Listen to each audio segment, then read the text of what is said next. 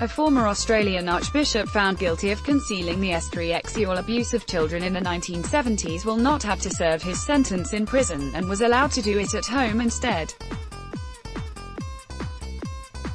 Philip Wilson, 67, was sentenced to 1 year in jail for helping cover up crimes by priest Jim Fletcher in the Hundt region of New South Wales state. Magistrate Robert Stone ruled on Tuesday that Wilson will not need to spend time behind bars, with his age and prior good record taken into account. Wilson will be detained at his sister's house for at least 6 months before he is eligible for parole.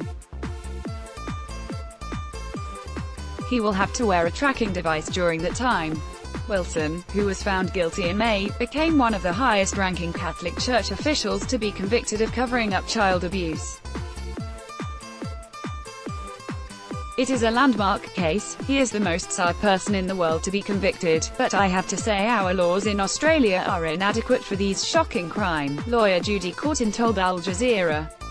Also read, 14-year-old boy to run for governorship in US, the maximum sentence would be 2 years in prison, but we got to understand that when these laws were made they were not made with concealing child sex crimes in mind, she added.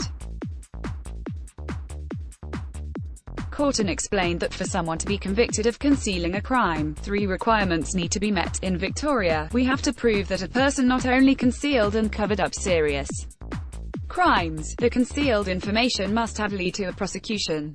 Courtin said, the third element that must be satisfied is that that person must have received some sort of benefit, the lawyer added. Sure, this is great, but we have a long way to go. Fletcher's victims blamed Wilson not only for covering up his crimes but also for showing no remorse and failing to apologize. Any words for me, Philip?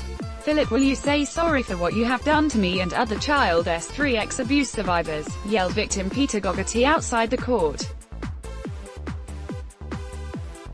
Philip, please, something, one word of contrition. Another victim, Daniel Feenan, also criticized Wilson for failing to say sorry. I'd like to see him show some type of remorse and I'd like to see him apologize, he told local media. Wilson, however, failed to address his critics. He quit his job as an archbishop after Prime Minister Malcolm Turnbull called on the Vatican to sack him. He remains an ordained bishop but has no official role. Pope Francis accepted Wilson's resignation last month after mounting pressure.